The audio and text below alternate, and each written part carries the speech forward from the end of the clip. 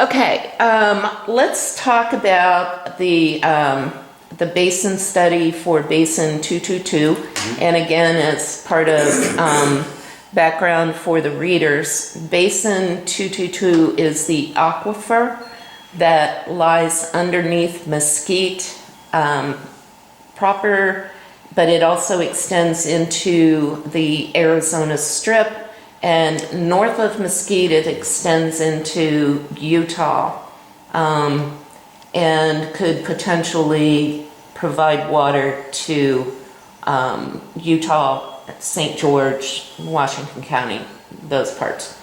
And so I don't know when the last basin study was done, but it's quite old. In 2012, the water district entertained the idea of doing one, but it was going to cost $500,000 just for the water district, Virgin Valley Water District, plus a promise of another $500,000 from the U.S. Geological Survey organization, government organization. And that never really went anywhere. It wasn't done. Now the water district has a basin study to determine, to get a more accurate picture of how much water is in the aquifer and the perennial yield and things like that. And they have that on the schedule for 2022. So I've got a couple specific questions, but kind of give us a overview of your thoughts and opinions and concerns about the basin study overall. One, it's expensive. You know, if you're doing 500,000 here, 500,000 here, that's a $1 million study. At the same time, what's worse, not doing the study and not having enough water? You know, you're gonna have to pay for it somewhere. What concerns me is, you know, and I've talked about this with a few people over the past couple of months or whatever. It's like, when's the last time it's rained? How much snow have we had in the past 5 years on the mountaintops? How, you know, so here we want to talk about the aquifer and, you know, are we using too much? Are we not using enough? What's the recharge rate? What's coming into that system to, if we're using, you know, if we're doing 600 to 800, you know, acre feet of water, this is what we're pumping, is that being recharged? Where are we at on that? And so, am I in favor of the basin study? I don't know how you can't be in favor of it. Okay. I mean, how do you go and just keep using? It's kind of like your bank account. I don't know how often you guys check your bank account, but I'm checking it quite often. I want to see where I'm at, you know. You got to gauge where you're at back and forth a little bit. You get paid, you use a little Well, I bit, can see that with 8 kids. No, I know, a lot of them. They're expensive little buggers. A lot of them. But at the same time, the aquifer is not much different. You use a little, and hopefully you get recharged and it comes back in. But really, what's happening? There was I think it was a study back in 2002 where they kind of talked about the recharge rate and this and that. And so they have kind of looked at it, but it's been, what, 20 years? You know, it's been a long time. I mean, obviously, nature is not as kind to us as it has been in the past. So how do you dictate how much is there? You have to do the study.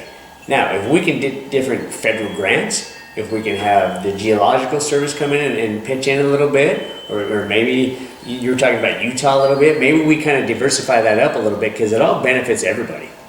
Well, the problem I had personally back in 2012 when they were talking about doing this basin study is that the Virgin Valley Water District was going to pay half. Right. And the U.S. Geological was going to pay the other half.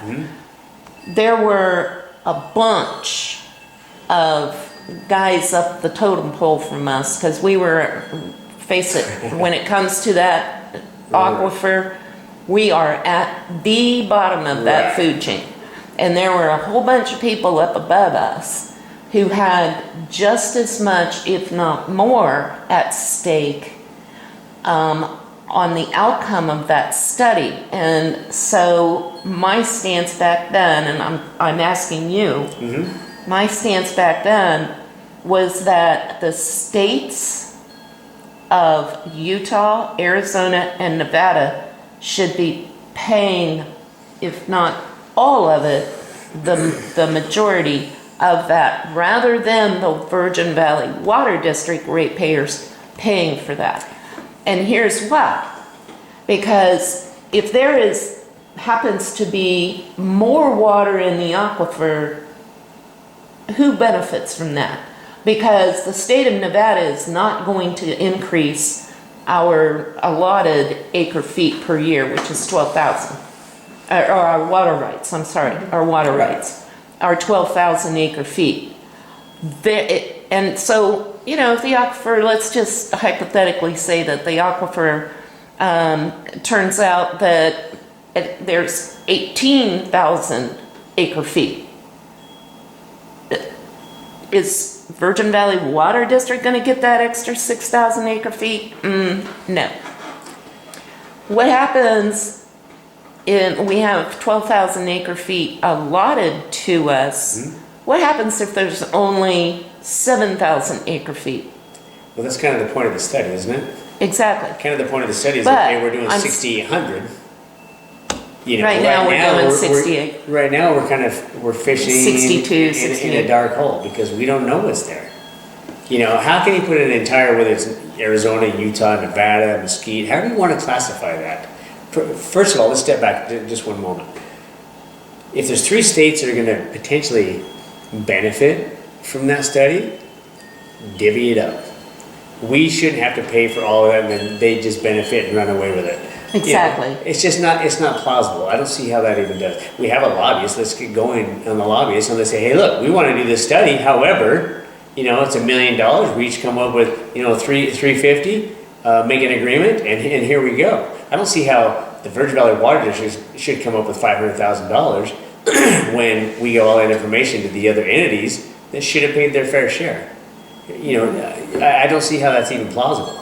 At the same time, if we don't do the study, and let's just say that it is only 7,000 or it's 18,000, you know, we can guess all day long we want. What if it's 40,000? Nobody knows. And so it's a little bit of a dangerous game if you think about it.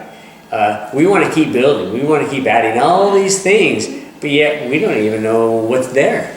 Now, in history, if you go back and look at the 63, 69 study, whichever it was, a 2002 study that was done, you know, 20 years ago, give or take, history says we're probably okay. But I'm not okay with that. I'm not okay with that, especially we're expanding more, we're doing more. The drought, we talked about this for what, 5 or 10 years now? I'm a little bit on the other side of, don't tell me we're having all this water just flushing into this aquifer and everything's great and roses and daisies when we know the snowpack hasn't been there recently, the past several years like it used to be. The rainfall is not there, it's replenishing that. I'm not saying we're in terrible shape. That's not what I'm trying to say. All I'm saying is we need to revisit that to make sure we are okay as a community, as a state, as just people in general. I would hate to go 5 years down the road or 10 years or whatever it may be and all of a sudden do a moratorium again because there is no water. I mean, that would be worst case scenario. And that scares me a little bit. So absolutely, I think we have to potentially, whether it's a lobbyist or however you want to look at that, to start getting these other, you know, we're talking that study is supposed to be in roughly 23, 24, in that range, 2023, 2000. To me, you better get that lobbying going right now. Because you know as well as I do, red tape, red tape, red tape, red tape. Yeah. And if it takes you 12 years, like we discussed on another topic, or if it takes you 2 years to get everybody on board, I think you better have those discussions now. So when 23, 24 comes, we're ready to roll with that study. Because if not, it's going to impact everybody that is to somewhat tapping into the aquifer. And that could be a bad day, or it could be a very good day. But let's at least find out where we're at. Well, maybe we could blame it on coronavirus and get some COVID cares money. That's right, COVID. Let's have the government pay for everything. I love it, love it, love it.